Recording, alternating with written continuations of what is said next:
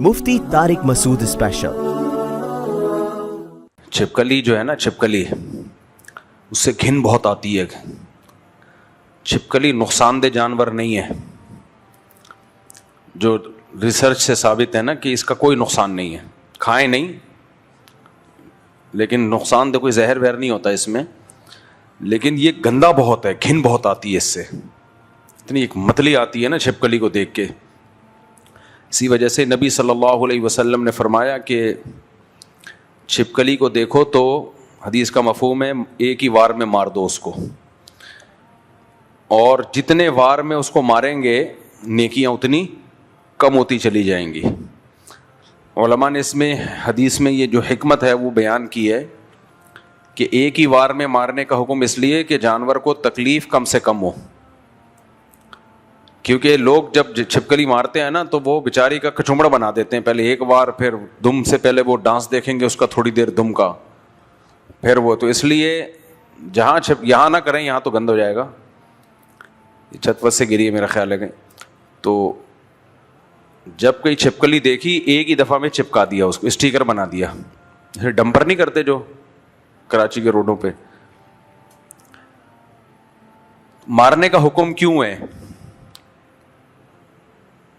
دیکھو اسلام گندگی سے بہت دور رکھتا ہے ہمیں، اسلام جو ہے نا گندگی سے بہت دور، اسلام میں جو صفائی، طہارت، نظافت ہے وہ دنیا کے کسی مذہب میں نہیں ہے۔ چھپکلیوں کا گھر میں ہونا، اس سے گھن بہت آتی ہے، انسان کو گھن بہت آتی ہے۔ تو اس لیے جتنے بھی حرام جانور ہیں اسلام نے انہیں پالنے میں کچھ جانوروں پہ تو بالکل پابندی لگا دی، کچھ جانوروں پہ پابندی تو نہیں لگائی لیکن پسند نہیں کیا، جیسے کتا پالنے پر تو پابندی لگا دی۔ بلی کی اجرت کو بھی حدیث میں پسند نہیں کیا گیا، یعنی بلی کا بزنس حلال ہے لیکن جو حدیث میں آتا ہے نا کہ پسند نہیں ہے، تو علماء اس میں تعویل کرتے ہیں کہ ناپسندیدہ ہے، یعنی جائز ہے لیکن قابل تعریف نہیں ہے، مکروہ ہے بلی کو بیچنا، خریدنا۔ اور بلی کے بالوں میں بھی بیماریاں ہیں۔ ابھی ہمارے بچوں نے، ایک چھوٹی بچی نے بہت ضد کی ہوئی تھی بلی خرید کے، تو میں نے کہا بیٹا کچھ بھی خرید لو، بلی نہیں خریدوں گا میں۔ تو پھر اس نے بطخ کے چوزے خریدے ہیں، اس کو پال رہی ہے وہ چھوٹی بچی۔ بطخ کے چوزے ہوتے ہیں نا چھوٹے چھوٹے، بڑے پیارے ہوتے ہیں، اس کے لیے چھوٹا سا ٹب بنا دیا اس نے، اس میں تیر رہے ہوتے ہیں، ڈبکیاں لگا رہے ہوتے ہیں، بچے بڑا انجوائے کر رہے ہوتے ہیں اسے دیکھ کے۔ تو کوئی بھی جانور جو، کتے کے تھوک میں بیماریاں ہیں، کتے کی لید میں بیماریاں ہیں، حلال جانوروں میں آپ دیکھ لو، یہ جو باڑے میں لوگ ہوتے ہیں گوبر پڑا ہوا ہوتا ہے، وہیں چارپائی ڈال کے پوری رات سوتے ہیں، کوئی بیماری نہیں ہوتی ان کو۔ تو ان حلال جانوروں کے پیشاب میں، گوبر میں بیماریاں نہیں ہیں۔ ہاں سڑ جائے تو ایک الگ بات، یہ نہیں کہ گوبر میں چارپائی ڈال کے سویا کریں، میں تو ایک مثال دے رہا ہوں۔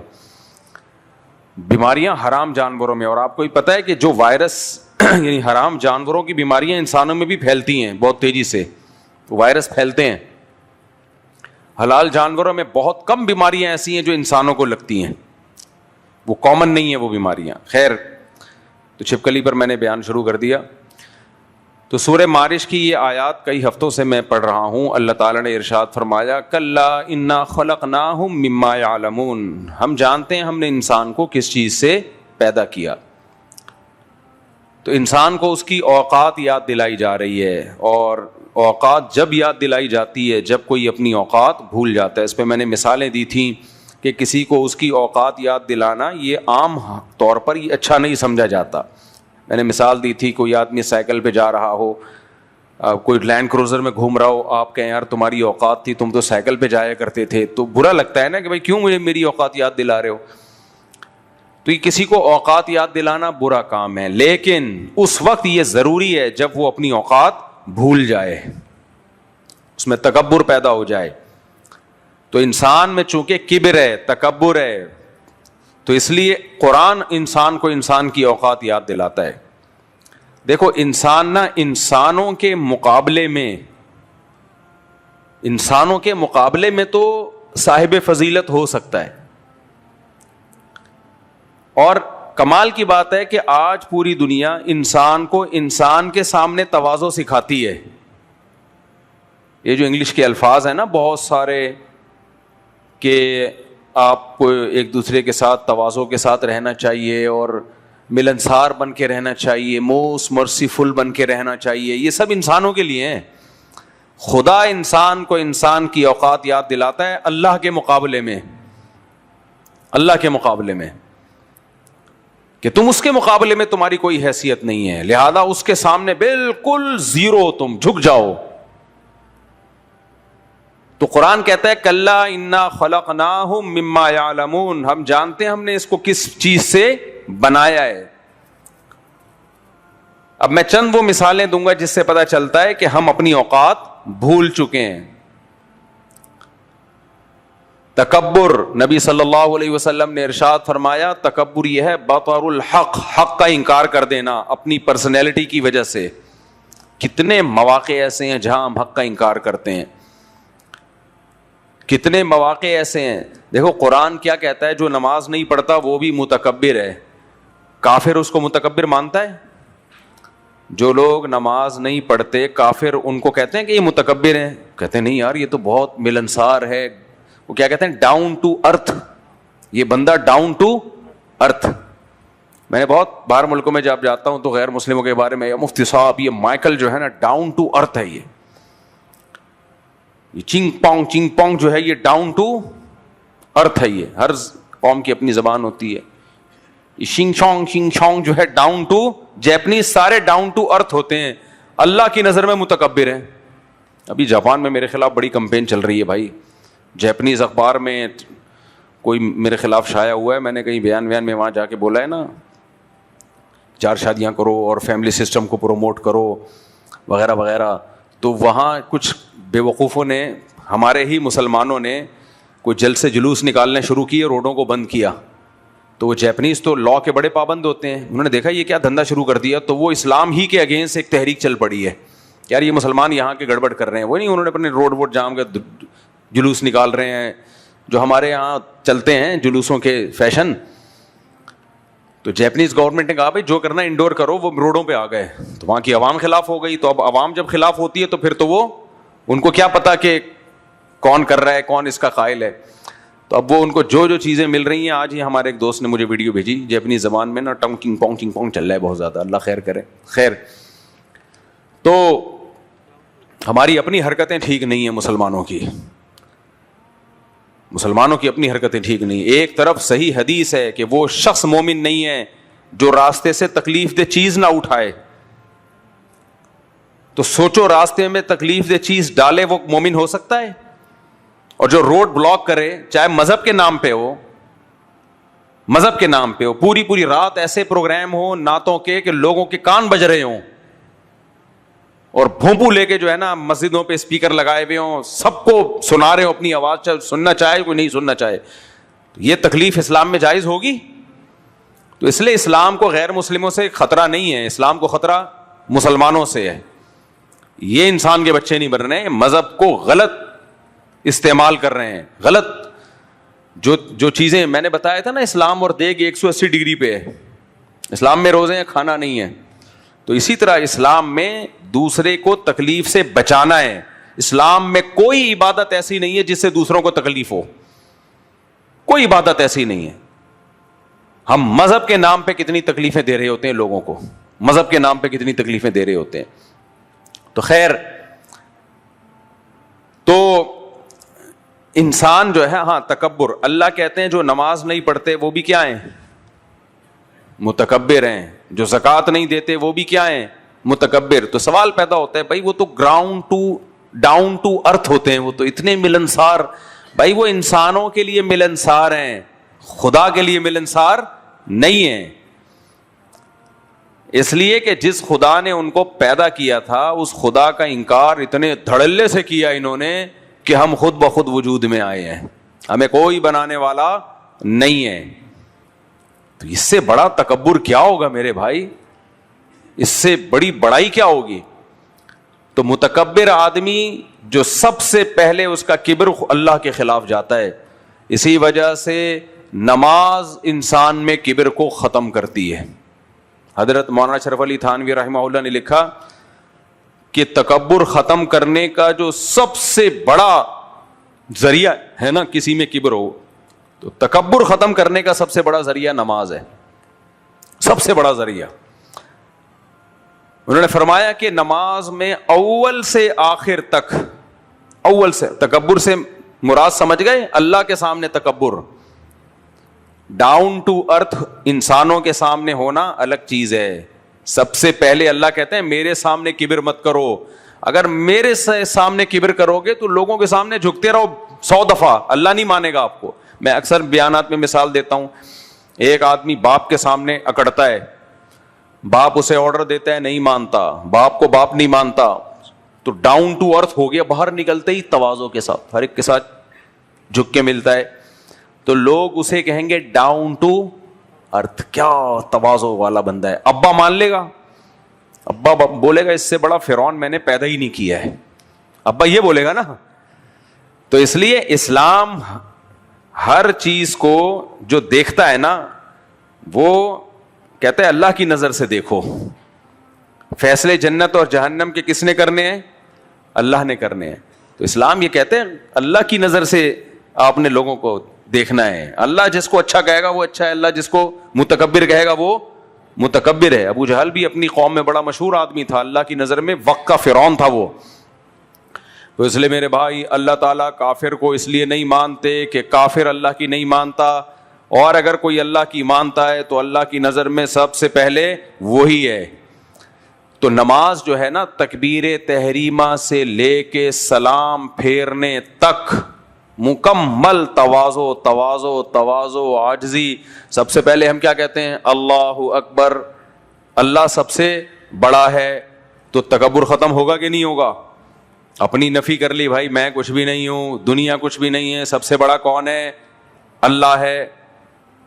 پھر ہم ثنا پڑھتے ہیں سبحانک اللہم، اے اللہ ہر عیب سے تو پاک ہے، وبحمدک تو ہی قابل تعریف ہے، وتبارک اسمک تیرا نام برکت والا، وتعالی جدک تیری شان بہت بلند، ولا الہ غیرک تیرے سوا کوئی عبادت کے لائق نہیں ہے. کتنے پیارے کلمات ہیں. اب آتا ہی نہیں ہے، ترجمہ ہی نہیں آتا لوگوں کا، پی ایچ ڈی کر لیتے ہیں، اتنی توفیق نہیں ملتی. 5 دن لگائے نا تو پوری نماز کا ترجمہ انسان سیکھ سکتا ہے. آپ ثنا کا ترجمہ سیکھ لو، پھر سورہ فاتحہ کا ترجمہ، کہ 1 دن بھی نہیں لگے گا اس میں. اس کے بعد سورت کا ترجمہ سیکھ لو، کوئی جو عام طور پہ پڑھی جاتی ہیں. پھر رکوع میں اللہ اکبر، وہ پہلے سے پتہ ہے اللہ اکبر کا مطلب کیا ہے؟ اللہ سب سے بڑا. سبحان ربی العظیم، میرا رب، سبحان کا مطلب ہر عیب سے پاک ہے، العظیم عظمت والا. پھر سمیع اللہ لمن حمیدہ، اللہ نے اس کی سن لی جس نے اللہ کی تعریف کی. سمیع اللہ، اللہ نے سن لی، سماعت سے نکلا ہے نا. ابے اردو عربی 90% تو سیم ہے. سمیع اللہ، اللہ نے سن لی اس کی، کس کی؟ من حمیدہ، جس نے اس کی حمد و ثنا کی. حمیدہ ہم سے نکلا ہے، جو اللہ کی تعریف کرتا ہے اللہ اس کی سنتا ہے.